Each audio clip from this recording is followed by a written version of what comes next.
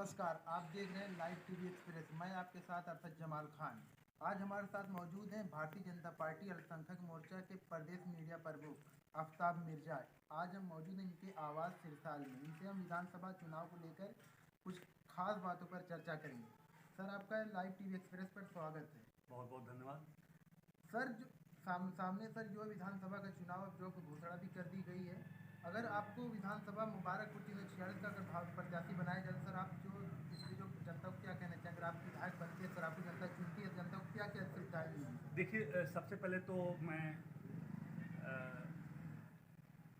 जो election commissioner ने अभी कल ही चुनाव को घोषित कर दिया, जो 5 राज्यों का चुनाव है उस तरह से घोषित कर दिया है, और 5 राज्यों को लेकर और पूरे प्रदेश और पूरे देश के सारे जितने भी चुनाव के मताधिकारी लोग हैं, जो चुनाव देने वाले भी और चुनाव लेने वाले, आप सभी को मेरी तरफ से बहुत बहुत धन्यवाद। और अब अपना क्वेश्चन है तो मैं उसका जवाब दूँगा। सर, जैसा कि सामने भी जो है सही समय जो आपकी पार्टी महीने में एक बार गल्ला वितरण होता था फ्री जी। में, और अब महीने में 2 बार हो रहा है। विपक्ष कह रहा है इसको राजनीति मुद्दा बता रहा है, सर इस पे आप क्या? नहीं, राजनीति मुद्दा कहाँ, ये तो विपक्ष हर तरफ से फैल रहा है। तो विपक्ष का एक ये कह सकते हैं कि जब कहते हैं कि जब अंकुर नहीं मिलता तो अंकुर खट्टे होते हैं। तो विपक्ष के पास कोई मुद्दा नहीं है। हमारे माननीय मोदी जी, हमारे माननीय योगी जी और भाजपा के सारे लोग ये गल्ला बांटते हुए लगभग 2 साल हो गए। कभी कोविड के सिचुएशन में, कभी दवा के रूप में, कभी सिलेंडर के रूप में सारे लोगों ने काम किया।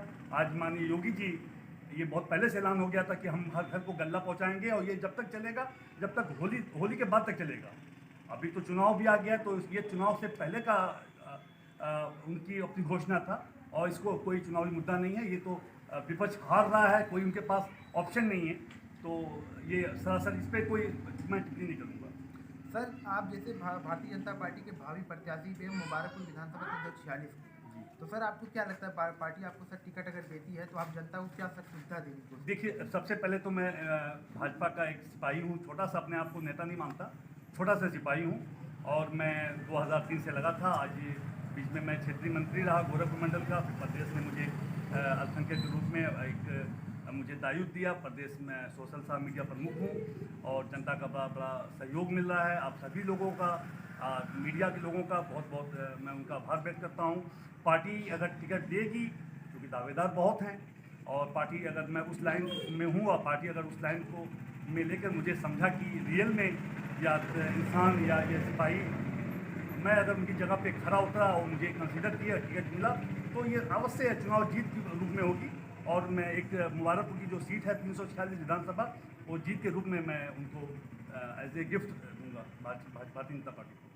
सर, जैसा कि विपक्ष कह रहा है कि मुसलमानों को कठपुतली भाजपा मान रही है, और अल्पसंख्यक मोर्चा क्या झुकाव है सर भारतीय जनता पार्टी की तरफ? भारतीय जनता पार्टी एक ऐसी पार्टी है जो सबको लेके चलने वाली है। हमारा एक नारा था माननीय मोदी जी का कि सबका साथ सबका विकास। उस विकास में उस सबका साथ और सबके विकास में भिन्न भिन्न के लोगों के सब जुड़े हुए हैं, और अल्पसंख्यक के लोग। मैं आपके माध्यम से एक चीज़ बता दूं कि जब से हिंदुस्तान आज़ाद हुआ है, जब से भारत आज़ाद हुआ है, अब तक किसी पार्टी ने अल्पसंख्यक के बारे में नहीं सोचा था जितने माननीय मोदी जी, माननीय योगी जी ने अल्पसंख्यक के बारे में सोचा है। जितनी योजनाएं आई हैं, सबसे ज़्यादा योजनाएं अल्पसंख्यक के लोगों के लिए है।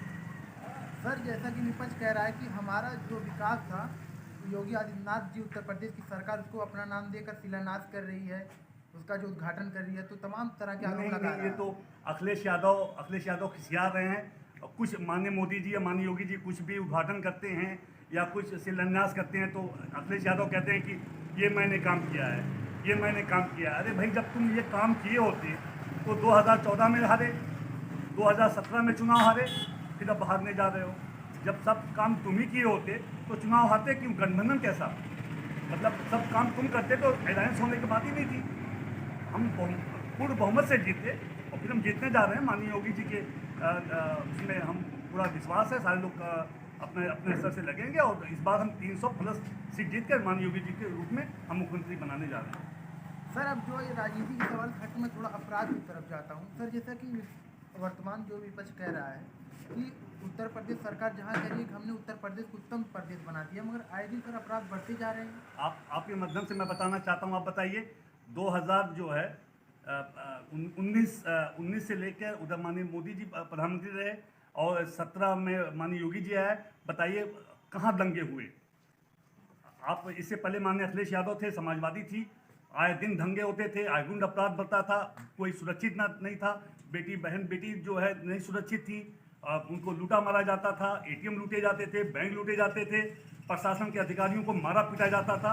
ये तो क्या है, ये तो तानाशाह उनके ज़माने में थे। हमारे तो माननीय मोदी जी योगी जी ने जो काम कर दिया है, ये तो लोगों को पता है, आपको भी पता है, सबको पता है कि हमने हमारी कथनी और करनी में बड़ा फर्क था। हमने जो कहा था हमने किया और लोग जी रहे हैं, और सारे लोग कह रहे हैं कि अल्पसंख्यक के लोग भी कह रहे हैं, सारे लोग कह रहे हैं कि हम जीत रहे हैं और जी रहे हैं, जीत भी रहे हैं और जी भी रहे हैं। बहुत सारे हमारे आजमगढ़ के लोग हैं, अभी कल परसों कमरावा में घटना हुई थी, आपके माध्यम से आप बता दूं, आपको भी पता होगा कि कमरावा के लोगों ने कहा कि हमें मोदी या योगी जी पे बड़ा फख्र है कि हमारी बेटी का वहाँ पे जो कांड हुआ है उसका स्पष्ट जांच होगी और मुजरिम पकड़ा जाएगा, मुजरिम को सजा मिलेगी। तो ये तो आपको भी पता होगा, आपको भी पता, सबको पता होगा। तो अल्पसंख्यक के लोग मान रहे हैं और हमारी सीट बढ़ेगी और हम जीत रहे हैं।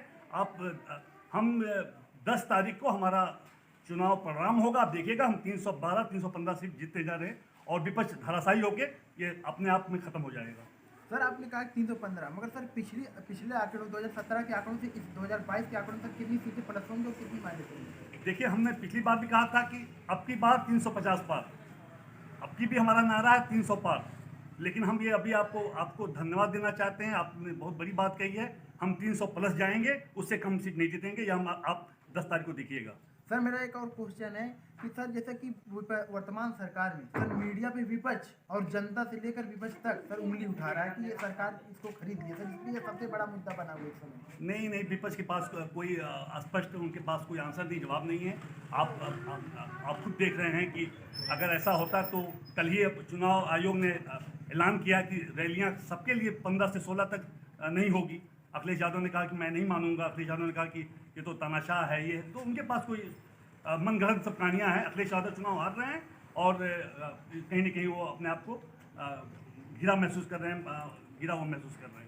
सर आप लास्ट जो है अपनी आवाज़ के साथ बात कीजिए, सर जनता का संदेश क्या देना चाहेंगे विधानसभा चुनाव को लेकर? देखिए, मैं सबको यही संदेश देना चाहता हूँ कि सारे लोग बिल्कुल चुनाव को लेकर सारे लोग बिल्कुल माहौल अच्छा बनाएं, और हर इंसान का अपना अपना एक सोच है, हर इंसान की अपनी एक थिंकिंग होती है कि चुनाव किसी की मजबूरी या किसी का दबाव नहीं होता।